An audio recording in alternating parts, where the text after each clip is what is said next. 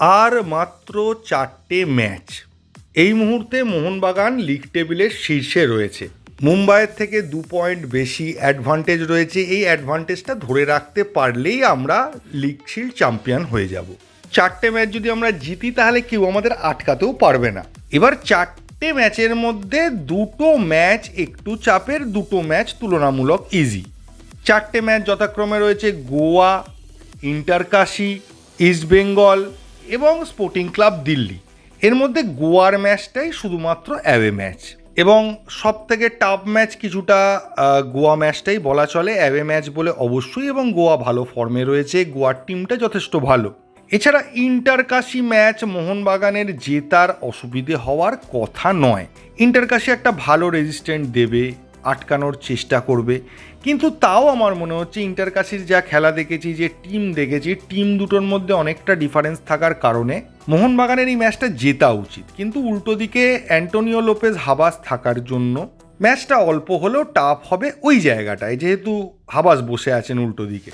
Delhi FC খুব ভালো team, মোটামুটি অনেক টিমকেই এখন হারাচ্ছে। প্রথম দিকে তাদের শুরুটা ভালো হয়নি, এখন তারা ভালো ফর্মে আছে। কিন্তু মোহনবাগান যে লেভেলের টিম বা মোহনবাগানে যেরকম স্ট্রেংথ রয়েছে, সেখানে দিল্লি এফসি মোহনবাগানকে হারাতে পারবে এই রকম লেভেলের খেলাও কিন্তু তারা দেখায়নি। ফলে দিল্লি এফসি ম্যাচটা নিয়েও আমার মনে হয় না যে বিশাল কোনো চাপ হতে চলেছে, এবং লাস্টের দিকে যদি সিচুয়েশান এরকম হয় যে মোহনবাগানকে ওই ম্যাচটা জিততেই হবে, সেক্ষেত্রে দিল্লি এফসি ওইভাবে মোহনবাগানকে আটকাতে পারবে না। সেই স্ট্রেংথটা এখনও তাদের মধ্যে আমি দেখতে পাইনি। কিন্তু আসল চাপের জায়গাটা হচ্ছে ডার্বি। 1 নম্বর হচ্ছে ডার্বি 50-50 হয় সবসময়, যার যেরকম টিম থাকুক, সে যেরকম ফর্মেই খেলুক না কেন, একজন টিমের মানে লিগ টেবিলের একদম তলায়, একজন লিগ টেবিলের টপে থাকলেও খেলার রেজাল্ট আপনি প্রেডিক্ট করতে পারবেন না। আবার এই মুহূর্তে দাঁড়িয়ে ইস্টবেঙ্গল চ্যাম্পিয়নশিপের দাবিদার হিসেবেও রয়েছে। ফলে ইস্টবেঙ্গলের যতগুলো সিজন আমরা দেখেছি, তার মধ্যে এবছরই ইস্টবেঙ্গলের সিজন কিন্তু বলা চলে সব থেকে বেটার। ফলে ইস্টবেঙ্গল মোহনবাগান ম্যাচটা এবার অন্য লেভেলের হতে চলেছে, কারণ এই মুহূর্তে দুটো টিমের মধ্যে পার্থক্য অনেকটা কমে গেছে। পার্থক্য যখন ছিল তখনও রেজাল্ট প্রেডিক্টেড ছিল না, এখন যেহেতু পার্থক্য কমে গেছে, রেজাল্ট আরোই প্রেডিক্ট করা যাবে না। ধুমধুমার লড়াই হবে, তবে ড্র হওয়ার কিন্তু একটা সম্ভাবনা আছে।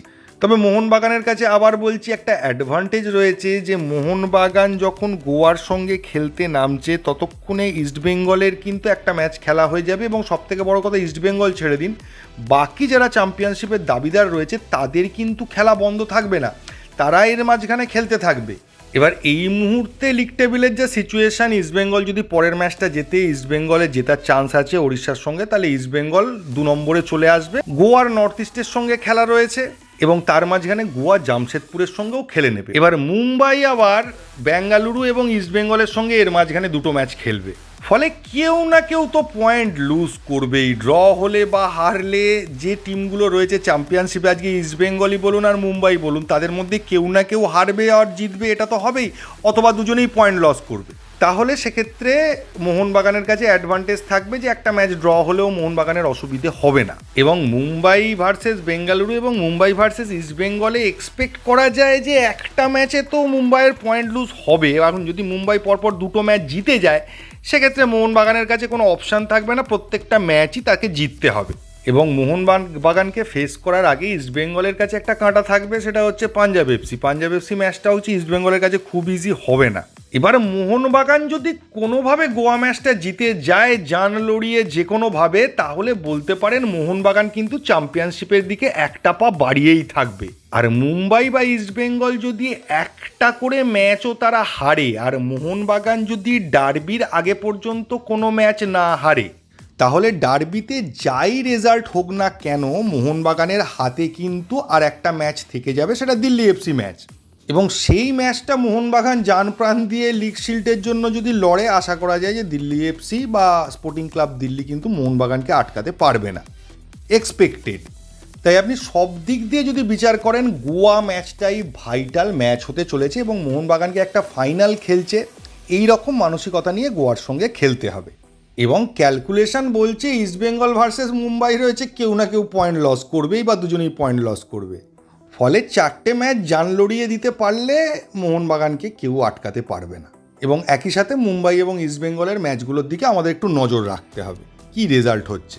তাই 9th মে গোয়া ভার্সেস মোহনবাগান খেলার পর সব কিছু পরিষ্কার হয়ে যাবে এবং হিসেব যা দেখালাম আপনাদের সেটা থেকে মনেই হচ্ছে যে এখনো পর্যন্ত মোহনবাগানই সব থেকে বড় দাবিদার এবছর চ্যাম্পিয়ন হওয়ার জন্য। তাই চিন্তার কিছু নেই, শুধু 9th মের ম্যাচটার জন্য আমাদের প্রার্থনা করতে হবে, এর বেশি কিছু নয়, আর বেশি কিছু বলারও নেই এই ভিডিওতে। এইটুকুই। থ্যাংক ইউ, ধন্যবাদ এবং জয় মোহনবাগান।